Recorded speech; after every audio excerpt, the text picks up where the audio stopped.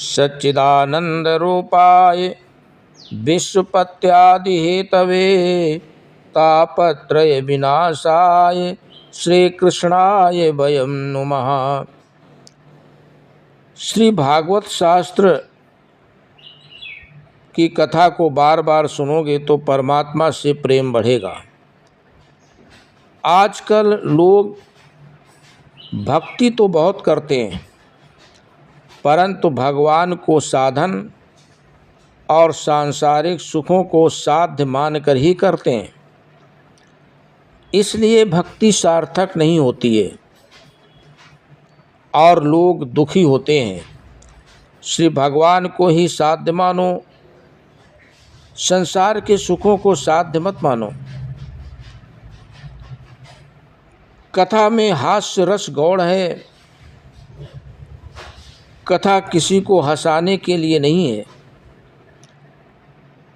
कथा तो ईश्वर को प्रसन्न करने के लिए है।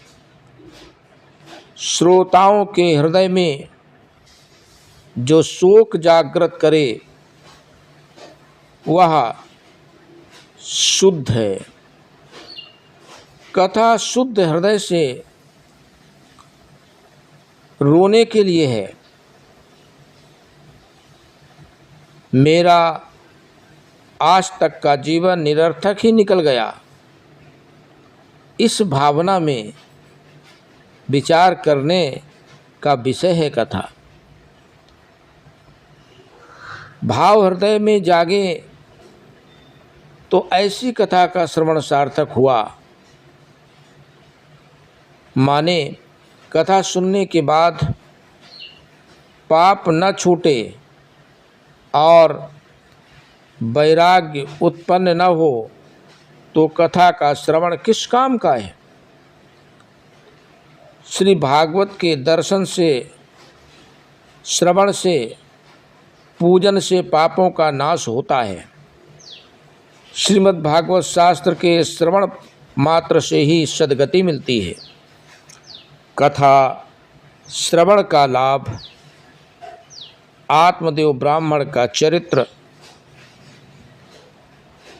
कहकर बतलाया गया है। बिना दृष्टांत या सिद्धांत मन को नहीं छूती है कथा, इसलिए आत्मदेव ब्राह्मण का चरित्र कहा गया, उसका दृष्टांत कहा गया। कथा केवल रूपक नहीं है, कथा की लीला सच्ची है और उसमें कहा गया है अध्यात्म सिद्धांत ही सत्य है। ऐसी भावना से श्रीमद् भागवत कथा सुने, जहाँ ये विचार आए कि हमने तो अपना जीवन ऐसे झंझावातों में व्यतीत कर दिया, जो हमें करना चाहिए था वो तो हमने किया ही नहीं, और भगवान के सामने आँखों से भावना के अश्रु उत्पन्न हो तो कथा सार्थक होगी और अध्यात्म का सिद्धांत सत्य होगा। ओम शांति शांति शांति।